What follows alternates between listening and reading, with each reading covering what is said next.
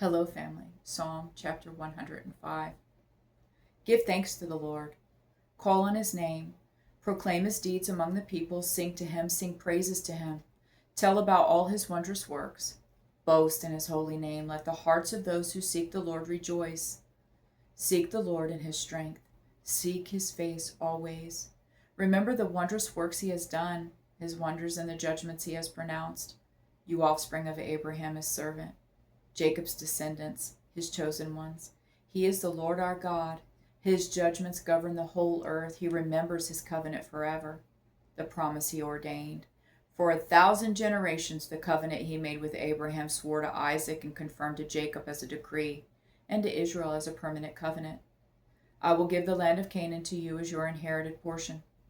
When they were few in number, very few indeed, and resident aliens in Canaan, wandering from nation to nation and from one kingdom to another, he allowed no one to oppress them.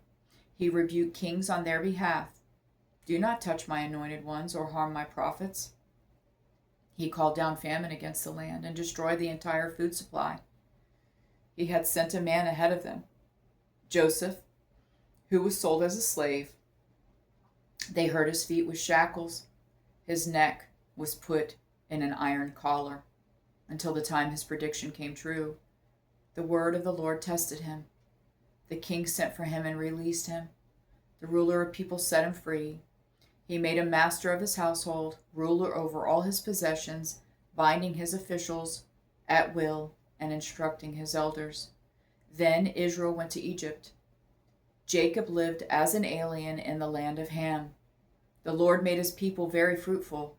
He made them more numerous than their foes, whose hearts he turned to hate his people and to deal deceptively with his servants.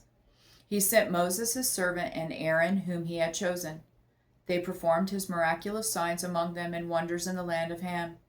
He sent darkness and it became dark. For did they not defy his commands? He turned their water into blood and caused their fish to die. Their land was overrun with frogs even in their royal chambers. He spoke, and insects came, gnats throughout their country. He gave them hail for rain, and lightning throughout their land. He struck their vines and fig trees and shattered the trees of their territory. He spoke, and locusts came, young locusts without number.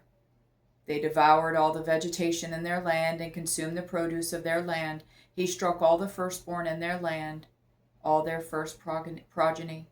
Then he brought Israel out with silver and gold, and no one among his tribes stumbled. Egypt was glad when they left, for the dread of Israel had fallen on them. He spread a cloud as a covering and gave a fire to light up that night.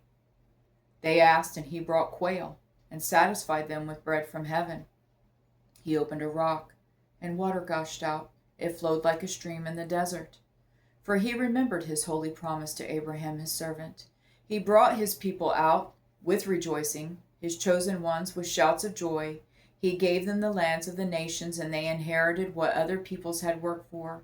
All this happened so that they might keep his statutes and obey his instructions. Hallelujah. I love you, Jonathan, Jesse, and Ray.